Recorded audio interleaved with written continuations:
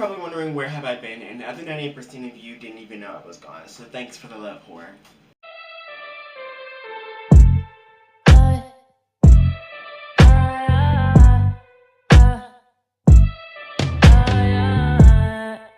I just was not feeling creative anymore. Like, I wasn't feeling the party, I wasn't feeling the vibe, the food was preheated, the alcohol was watered down. I honestly felt like Alessia Cara, I'll be over here.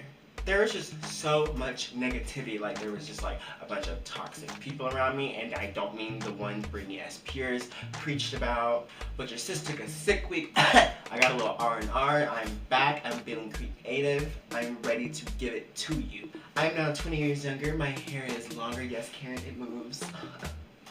My skin is a lot better, I can now walk around my room with no makeup on and not offend the furniture.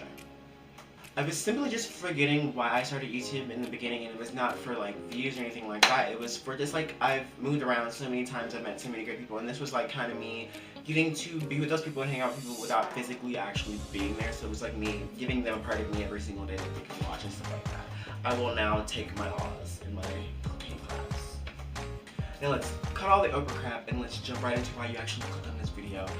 I decided that now I'm just going to start telling you guys the more embarrassing stories, because I do have a lot of stories that I've not talked about because of how embarrassing I thought they were going to be and how people were going to perceive them, but now I just don't care anymore. I'm feeling myself. So this is definitely one story that I was just not, oof. Yeah, this was like late 18, 19-year-old Austin, and this Austin thought that he was going to find his Prince Ali on Grindr. Like, Grindr was the platform that I was going to find out Prince Ali, right? A Jasmine could only dream. But that just wasn't the case. I ended up meeting this guy on Grindr. I was not too much attracted to him, just wasn't really feeling him. It wasn't the way he looked, it was just like, you know, the way he talked and stuff like that. The way he came off to me, it just wasn't how I envisioned my Prince Ali, Ali Ababwa. I think that's the word. I don't remember, it was a long time. But after months and months of turning him down, I decided, fine, I'm gonna go on a date with him. And then this is a story, this will tell you any guy now, this is why I really don't like dates, because some dates for me just end in the weirdest ways, or it doesn't go well, and dates and me don't mix. That's why I'm gonna be single for the rest of my life. But I ended up deciding to go on this date. I get into the car, like the guy finally shows up, I get into the car with him, and right off the jump, I was not feeling him, I was not feeling it. In the messages, he came off as, you know, this really, really cool guy, like he had all these cool things, and I'm not like a materialistic person, but like don't throw it at me and then not expect me to like see receipts for him. And so I get in, of course it would start, and I get into the car and I was just like, something's not right. And he was like, my car, I forgot what car he said he had, I think he said he had 2 cars, but he's like, the really good one was in the shop. He was like, my really good one's in the shop right now, but this is my second best one, like, don't like hate on it or judge it, because you know it's a work in progress. And I'm just like, no. One thing he said it was a decent car, like he said it was his second best, but don't tell me this is your second best, but when we pull off, your car can verbally tell me, call 911 when I'm dying. That means something is wrong. So we're riding down the street in this car, then it's literally screaming 4-wheel Honda as we drive down the street. That's how loud it was. Like, it was going into the battle with Thanos. It's fighting Thanos' kids and everything. It's screaming. It's like, it's yelling at me. And in the midst of this car yelling at me, we were both silent. There was no speaking. I honestly felt like I was an Uber driver. I was like, where are my headphones at? Like, where are my headphones? He finally speaks, and he's like, I'm gonna stop somewhere. Is that alright with you? I'm gonna make a stop. And I'm like, okay, cool. Like, it's not my car. Like, get your life. Like, do what you want to do. And we end up pulling into an auto part store. Flag on the play. I know we're not running errands. He goes into the store. I kid you guys not, I sat there in the car. He was in the store for a good 25 minutes while I'm sitting out in his car, asking his car, oh baby, what hurts? Show me where it hurts. Like, what's wrong? Are you kidding me? 5 more minutes come by and he comes out of the store, and I'm like, finally, right? Like, everything's going good. Wrong. A lady who was parked next to us, apparently her car did not start, like her car just wasn't coming on. I'm just like, you know, good thing you're at an auto parts store, right, Heather? Like, right? No.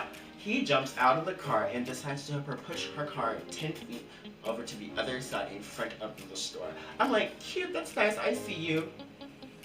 Wrong again.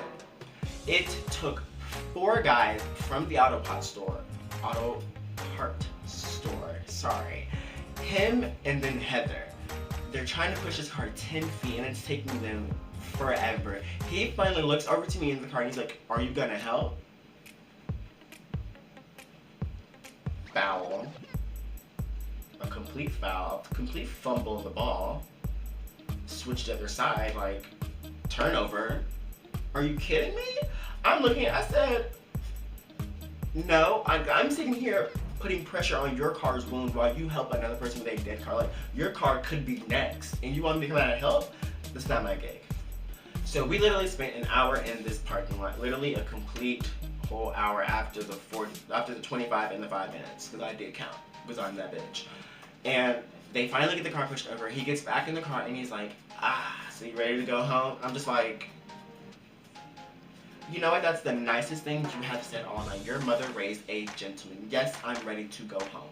Literally, he took me home. I went inside. He texted me, good night, hope to see you again. And I was like, I texted him back saying, I hope your car gets better. And that was literally the end of it. I wanted nothing else to do with it. So the moral of the story is, Grindr is not the place, it's not the platform, it's not the atmosphere, it's not the gig. You're not gonna get your life. If you want to hang out with someone, if you like going to Autopod stores, let me know. I will give you his contact because I still do have it. I don't know why. I will definitely hand it off to you. Y'all can go live your Autopod store fantasy, help push cars around parking lots, do all of that. And if y'all do hang out, can y'all show me the other car? Because I didn't get any clarification on the real good car. I'm not materialistic, but I just need to know about that. Thank you guys for watching. I hope this video was fun for you guys to watch. Like and subscribe, do all that jazz, because that lets me know that you guys are living for me and you guys are living for the return of Augustine XO. I'm gonna keep making my videos. I have a bunch of stuff in the works. I don't want to talk about it right now because I do jinx myself. I can jinx myself. I've done it before. So I have a lot of things in the works, a lot of things that are coming out of me. So just stick around, like, subscribe, hit the notifications, do all that, follow me on Instagram, do all of that. And remember, I